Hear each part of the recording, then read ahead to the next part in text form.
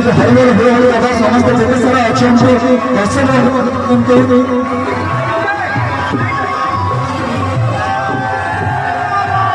ସମସ୍ତେ କହିବା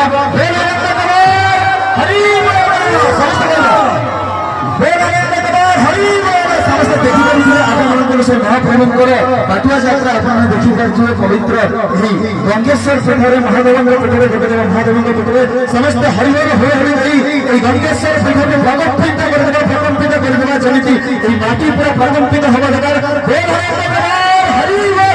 ସମସ୍ତ ମା ମାନଙ୍କୁ ମହିଷୀ ମାନଙ୍କୁ ଅନୁରୋଧ ସମସ୍ତେ ଟିକେ ତାଙ୍କ ସୁକଣ୍ଠରେ ହୁଳ ହୁଳି ଦେବେ ଭାଇମାନଙ୍କୁ ଅନୁରୋଧ ମହିଷୀ ମାନଙ୍କୁ ଅନୁରୋଧ ହରିବୋଲ